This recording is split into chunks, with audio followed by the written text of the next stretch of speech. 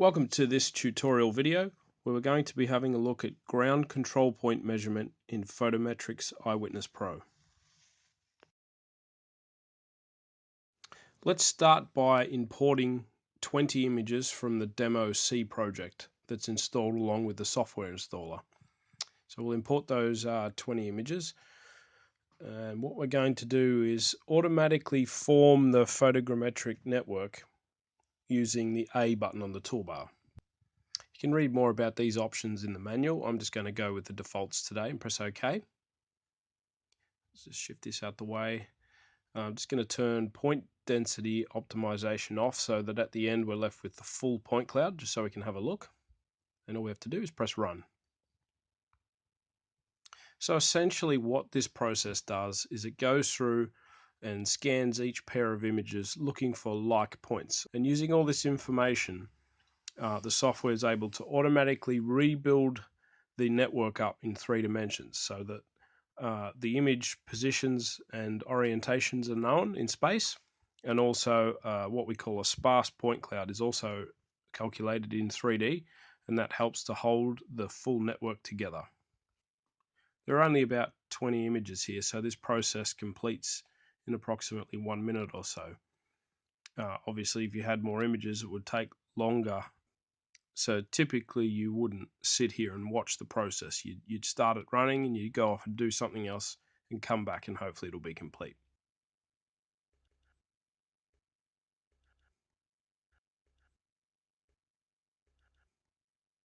So we can see the network building up in 3D in real time on the right hand side. There we go. So that took just over a minute. So now if we press close on this dialog, we can have a quick look at the network in 3D. So we can see our sparse point cloud underneath, several thousand points there, and also our cameras shown in blue above. So now what we're going to do is select GCP Measurement Assist under the Photogrammetry menu and press the Import Ground Control button.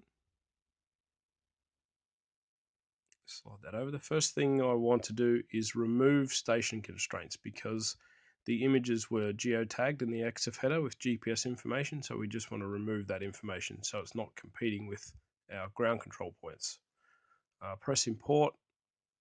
My ground control points are in UTM, Northern Hemisphere Zone 10. Select the file, which I've already prepared.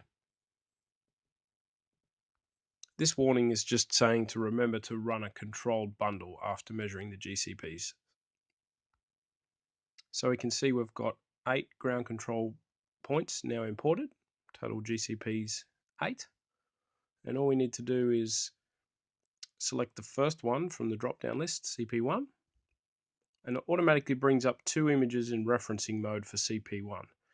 So all I need to do is zoom in on the area of interest. You can see the little blue triangles there. They're not obviously very accurate here. All they're doing is just guiding my eye to the right location so I can see the ground control point that I'm trying to measure. So all I need to do is very carefully click. In the left image, it shows me what's called reference guiding line. That blue line in the right-hand image also just helps guide your eye to the approximate location. Click as accurately as possible. And now I've measured CP1. You can see it's a 2-ray point. It's measured, and that's all we need to do for CP1. So we go on to the next point, CP2, and do exactly the same thing. Simply just click and click. Next point, CP3.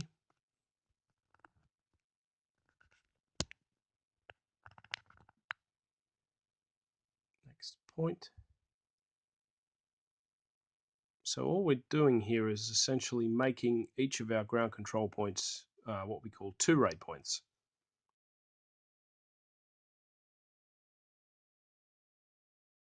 And then after this, what we're going to do is go into another mode called strengthen mode, which helps turn 2-ray points into more than 2-ray points. CP7.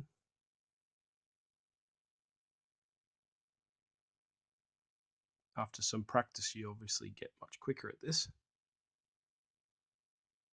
And the final one's CP8.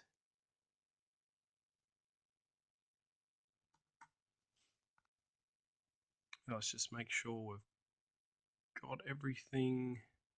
They're all measured. Okay, so now we click the switch to strengthen mode. A similar looking interface, but what you need to do here is go through the points again one by one. What it does here is it shows in the top left hand corner here one image that already has a measurement for CP1. It loads up 3 more candidate images for me to measure. So I simply click, click, click. It's as simple as that. Press the automatic refresh button and it loads up some more images for me to measure. We simply keep following this procedure till there are no more images to measure for this point. Okay, so that was it. So there's no more images for CP1. Now we click next point, CP2, and follow the same procedure. You can note on the left-hand side there, the information is being updated in real time as I'm measuring. So the quality, we keep trying to keep that under a pixel if possible, and measuring as many photos as we can for each ground control point.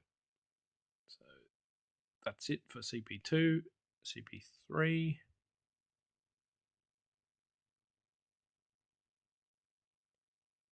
You can zoom in and out and pan around in this view too if you need to, but typically the software loads up the positions for you to measure quite accurately.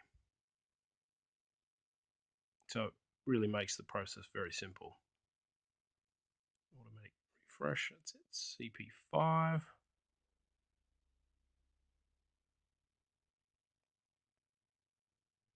That's it for CP5, CP6.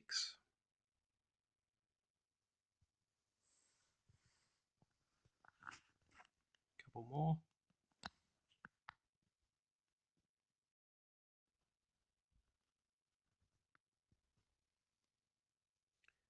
CP7.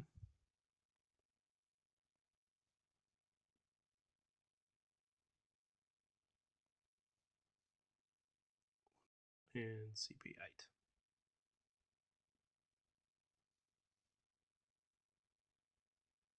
And that's it. So simply press the finish button. You can have a quick look in the 3D view here. If I just turn the rest of the points off, so then all we can see are the GCPs, turn rays on, and that's good. So each of the ground control points has lots of different measurement rays now.